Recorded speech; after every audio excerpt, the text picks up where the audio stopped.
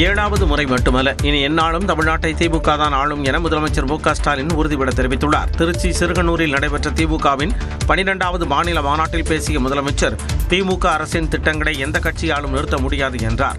எவராலும் மாற்ற முடியாத திட்டங்கள் தான் இந்த முத்துவேல் கருணாநிதி ஸ்டாலினுடைய திட்டங்கள்.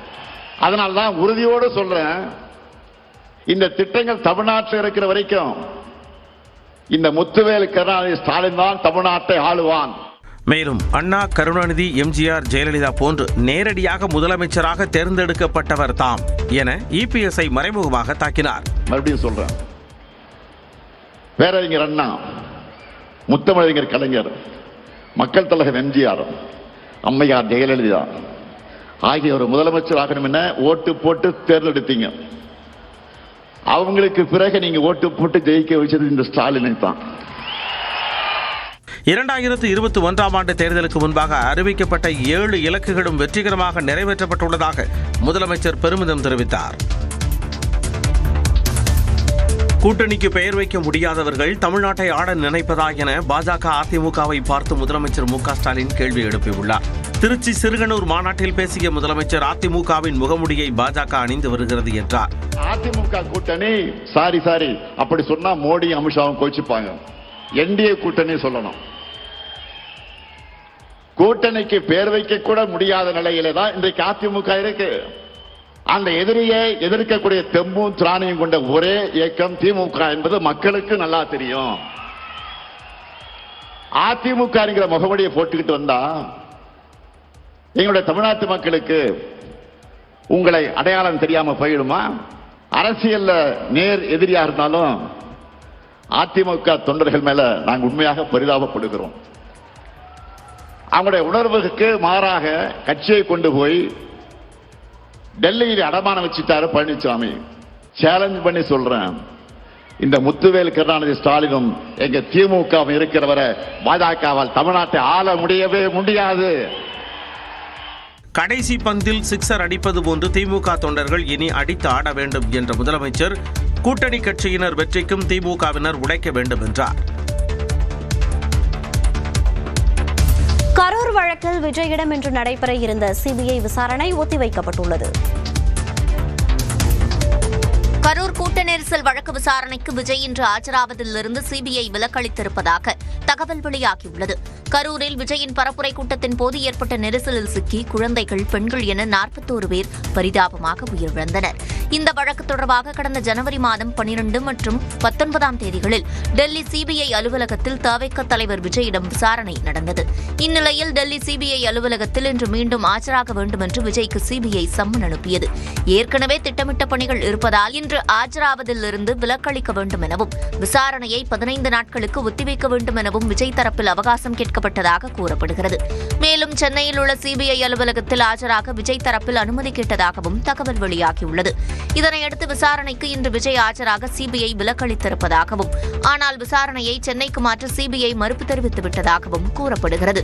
மறுபுறம் முன்னாள் அமைச்சர் செந்தில் பாலாஜிக்கும் சம்மன் அனுப்ப சிபிஐ திட்டமிட்டுள்ளதாக கூறப்படுகிறது. இதுகுறித்து செந்தில் பாலாஜியிடம் தொலைபேசி வழியாக தொடர்பு கொண்டு பேசிய போது சம்மன் வரவில்லை எனவும், வந்தால் விசாரணைக்கு ஆஜராகி விளக்கமளிக்க தயாராக இருப்பதாகவும் தெரிவித்தார்.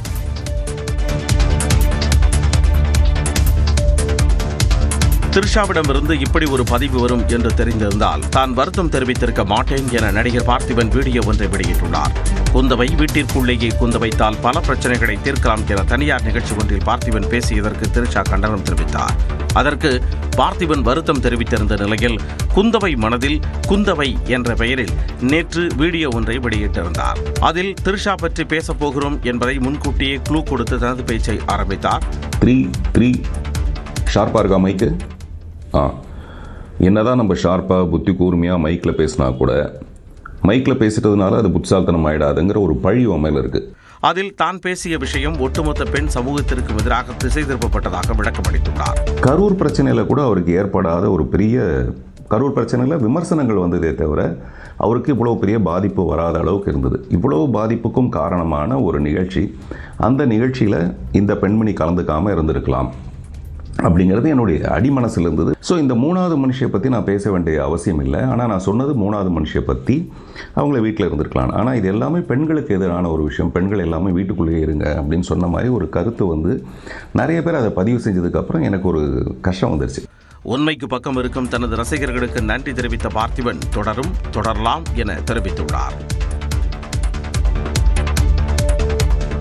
மானாமதுரை இளைஞர் ஆகாஷ் மரணத்திற்கு காரணமான 16 காவலர்கள் மீது நடவடிக்கை எடுத்தால் மட்டுமே போராட்டம் கைவிடப்படும் என அவரது உறவினர்கள் தெரிவித்துள்ளனர்.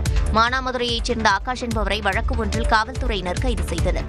அப்போது அவர் தப்ப முயன்ற போது காலில் காயம் ஏற்பட்டு மதுரை மருத்துவமனையில் சிகிச்சைக்காக அனுமதித்ததாக காவல்துறை தெரிவித்துள்ளது. அவர் கடந்த ஞாயிற்றுக்கிழமை உயிரிழந்ததை அடுத்து காவல்துறை தாக்கியதாலேயே ஆகாஷ் உயிரிழந்தார் என கூறி அவரது உறவினர்கள் மதுரை ராமேஸ்வரம் 4 வழிச்சாலையில் போராட்டத்தை தொடங்கினர். இதனிடையே இந்த வழக்கு சிபிசிஐடிக்கு மாற்றப்பட்ட நிலையில் நீதிமன்ற உத்தரவின்படி மதுரை ராஜாஜி அரசு மருத்துவமனையில் உடற்கூறாய்வு செய்யப்பட்டது. எனினும் உடற்கூறாய்வு அறிக்கை வரும் வரை உடலை வாங்க மாட்டோம் என தெரிவித்துள்ள உறவினர்கள் 3வது நாளாக இரவு பகல் பாராமல் போராட்டத்தை தொடர்ந்து வருகின்றனர். மறியலை கைவிட வேண்டும் என உயர்நீதிமன்ற மதுரை கிளை அறிவுறுத்திய போதும் மாவட்ட நிர்வாகமோ காவல் கண்காணிப்பாளரோ இதுவரை தங்களை சந்தித்து பேச்சு நடத்தவில்லை என உறவினர்கள் குற்றஞ்சாட்டியுள்ளனர். இதனால் மதுரை ராமேஸ்வரம் சாலையில் 3வது நாளாக போக்குவரத்து பாதிக்கப்பட்டுள்ளது. தென் தமிழக கடலோர மாவட்டங்களில் வரும் ஞாயிற்றுக்கிழமை வரை மழைக்கு வாய்ப்பிருப்பதாக வானிலை ஆய்வு மையம் தெரிவித்துள்ளது. தென் தமிழகத்திலிருந்து கடலோர கர்நாடகா வரை ஒரு வளிமண்டல கீழடுக்கு சுழற்சி நிலவுவதாக வானிலை ஆய்வு மையம் கூறியுள்ளது. இதன் காரணமாக கன்னியாகுமரி, திருநெல்வேலி, தூத்துக்குடி உள்ளிட்ட தமிழக கடலோர மாவட்டங்களில் இன்று முதல் வரும் ஞாயிறு வரை லேசான மழைக்கு வாய்ப்பிருப்பதாகவும் தமிழகத்தின் உள் மாவட்டங்களில் வறண்ட வானிலையே நிலவும் என்றும் வானிலை மையம் கணித்துள்ளது. மேலும் தமிழகம், காரைக்கால் பகுதிகளில் குறைந்தபட்ச வெப்பநிலை 2 டிகிரி செல்சியஸ் வரை உயரக்கூடும் எனவும் வானிலை மையம் தெரிவித்துள்ளது. சென்னையை பொறுத்தமட்டில் வானம் ஓரளவு மேகமூட்டத்துடன் காணப்படும் என தெரிவித்துள்ள வானிலை மையம் அதிகபட்ச வெப்பநிலையில் 34 டிகிரி செல்சியஸை ஒட்டி இருக்கக்கூடும் என கணித்துள்ளது. ஈரான் போரால் வளைகுடா நாடுகளில் சிக்கியுள்ள இந்தியர்களை பாதுகாப்பாக அழைத்து வர நடவடிக்கை மேற்கொள்ளப்பட்டு வருவதாக வெளியுறவுத்துறை அமைச்சர் ஜெய்சங்கர் தெரிவித்துள்ளார். பட்ஜெட் கூட்டத்தொடரின் 2வது அமர்வு தொடங்கிய நிலையில் மாநிலங்களவையில் பேசிய காங்கிரஸ் தலைவர் மல்லிகார்ஜுன கார்கே ஈரான் போர் சூழலில் கச்சா எண்ணெய் கையிருப்பு தொடர்பாக விவாதம் நடத்த வலியுறுத்தினார். Rule 176 के तहत emerging challenges for India's energy security के विषय पर मैं शॉर्ट ड्यूरेशन डिस्कशन की अनुमति के लिए अनुरोध करना चाहता हूं. பின்னர் பேசிய வெளியுறவுத்துறை அமைச்சர் ஜெய்சங்கர் ஞாயிறன்று மட்டும் சுமார் 67,000 இந்தியர்கள் ஈரான் எல்லையை கடந்துவிட்டனர் என்றார். Government remains committed to ensuring that fully taking into account availability, costs and risks of the energy markets. For us, sir, the interest of the Indian consumer has and will always be the overriding priority. ஈரானில் சிக்கியுள்ளவர்கள் Armenia வழியாக India திரும்ப இருப்பதாகவும் ஜெய்சங்கர் குறிப்பிட்டார்.